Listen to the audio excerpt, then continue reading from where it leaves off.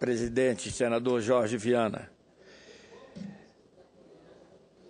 Senhor presidente, senhoras senadoras, senhores senadores, gostaria de tratar de matéria do jornal Valor Econômico do dia 23 de janeiro último, intitulada, aspas, com usinas previstas e não construídas, oferta de energia subiria 10%, fecho aspas.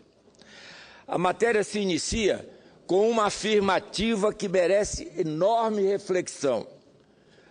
Aspas, o risco de racionamento acentuado neste ano não é explicado apenas por fatores climáticos. A situação crítica evidencia falhas na execução do planejamento energético do governo federal, segundo especialistas ouvidos pelo Valor, fecho aspas.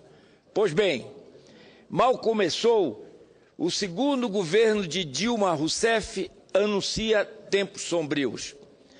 Ao contrário do mundo cor-de-rosa, que divulgava durante sua campanha eleitoral medidas econômicas duríssimas, draconianas mesmo, estão sendo levadas a cabo por seu staff econômico.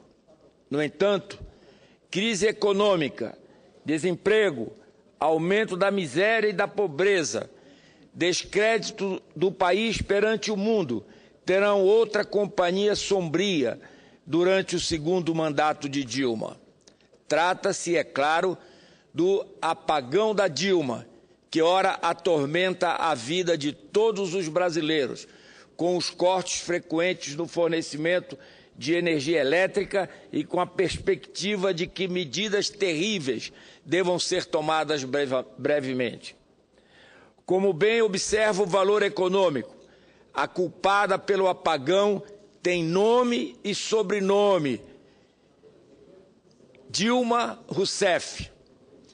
Segundo o levantamento feito do Centro Brasileiro de Infraestrutura, durante o governo Dilma, isto é, desde janeiro de 2011, o Brasil acumula 244 interrupções significativas no fornecimento de energia elétrica, ou seja, aquelas com carga igual ou superior a 100 megawatts. O Brasil virou, aspas, país vagalume. Certamente, existem as condições climáticas adversas, mas a causa dos apagões é outra. A incompetência do governo petista em planejar o setor elétrico. De um lado, fragilizou as empresas do setor com medidas populistas. De outro, investiu mal o dinheiro público e fez escolhas equivocadas. Isso pode ser experimentado na carne. No último dia 19 de janeiro, quando o ONS, Operador Nacional do Sistema, verificou que o sistema brasileiro estava diante do colapso iminente e solicitou às operadoras que realizassem um apagão preventivo em vários estados das regiões Sul, Sudeste e Centro-Oeste. Naquele dia, não havia no Brasil energia elétrica suficiente para atender o pico da demanda. O Brasil virou o país do apagão com hora marcada. Além disso, os problemas não acabaram no mês de janeiro. De acordo com o engenheiro Cláudio Salles, presidente do Instituto Ascende Brasil, em entrevista à Folha de São Paulo, de 26 de janeiro último, aspas, são grandes as possibilidades de que apagões voltem a acontecer no restante do verão. Nos últimos 3 anos, os recordes de demanda foram em fevereiro, perto de 4% acima dos do ano anterior, fecho aspas. Continua ele, aspas, neste ano o sistema não conseguiu suportar a demanda já em janeiro e é razoável supor que o recorde de 2015 também seja em fevereiro, fecho aspas. Salles observa também que os problemas são antigos. Aspas, em 2012, quando se promoveu um esforço para reduzir em 20% o custo da energia, foi dado um sinal contrário ao que deveria ter sido dado, fecho aspas. Além disso, observa ele que, aspas, os problemas teriam sido fortemente mitigados se um racionamento tivesse sido estabelecido em 2014, fecho aspas.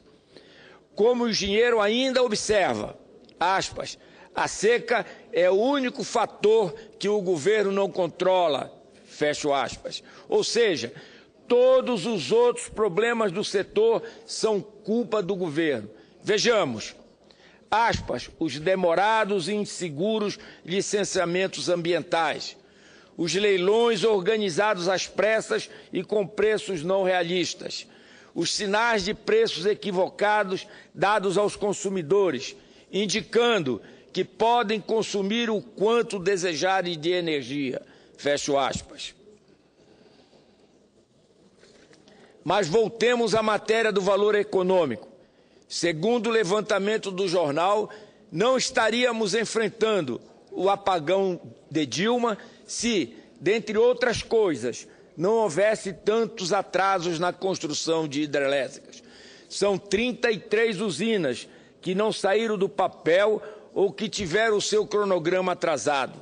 Essas obras representam um total de 11.855 megawatts, o que é mais do que Belo Monte e pouco menos do que Itaipu.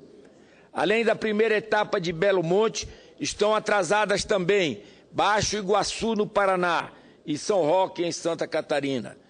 Os especialistas afirmam que os principais motivos para os atrasos são entraves ambientais e jurídicos.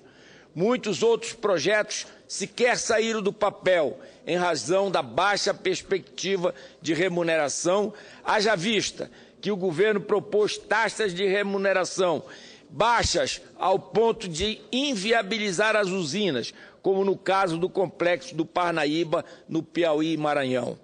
Além disso, o governo petista adotou uma perspectiva ambiental equivocada ao incentivar as chamadas usinas a fio d'água, que têm reservatórios pequenos.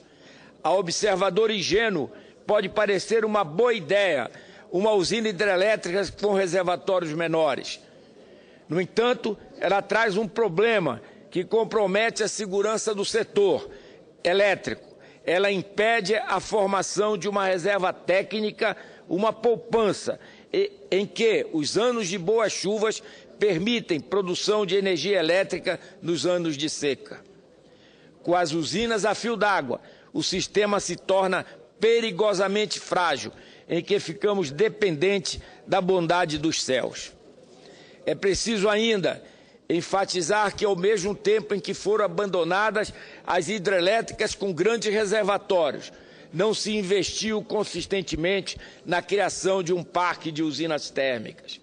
A reportagem do Valor Econômico ressalta ainda que o governo petista errou também ao privilegiar os projetos de grande porte, deixando de lado diversos projetos médios ou de pequeno porte. O somatório da incompetência do governo é que os especialistas afirmam que o risco de racionamento já supera 50%. Esse alerta foi expresso pelo consultor Mário Veiga, presidente da consultoria PSR, em conferência para os clientes institucionais do Banco HSBC. Reproduzo aqui algumas opiniões do especialista, que estão em outra reportagem do Valor Econômico, na edição do dia 26 de janeiro. Aspas, o ONS alega que a demanda está alta e o que não é nenhuma novidade. O sistema é planejado para ter reserva suficiente. Estamos nessa situação porque o governo, em 2014, decidiu apostar que choveria no início deste ano e que o verão seria ameno. Não foi feita nenhuma medida de racionalização de consumo, deixando os reservatórios chegarem ao pior nível da história. Conclui ele, por fim, que o blackout do dia 19 de janeiro evidencia erros de condução da política energética, que levaram o sistema a um estado de fragilidade que nada tem a ver com as altas temperaturas atuais. Ele não afirma explicitamente, mas em suma podemos constatar que falta energia elétrica porque o governo Dilma é incompetente.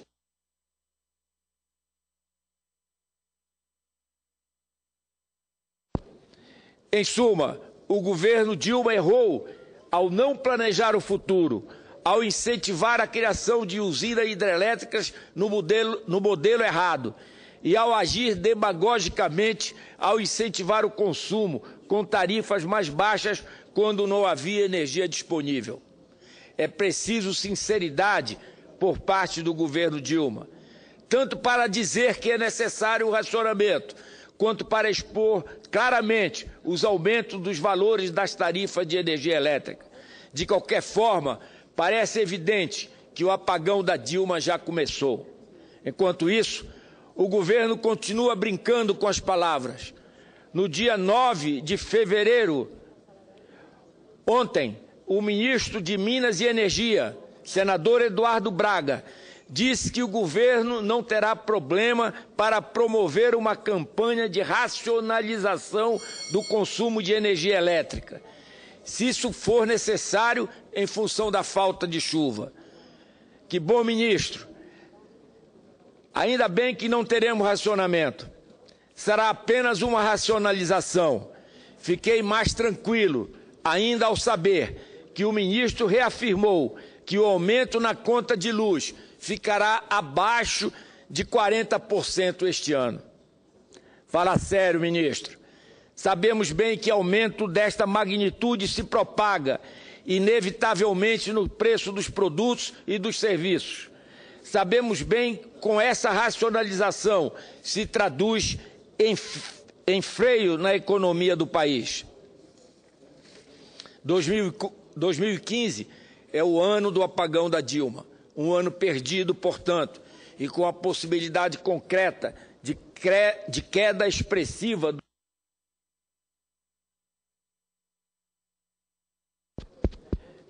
Precisamos, presidente, pensar no futuro, concebendo medidas que sejam capazes de tornar o sistema elétrico novamente sólido, robusto, livre das mazelas e de um governo notoriamente incompetente.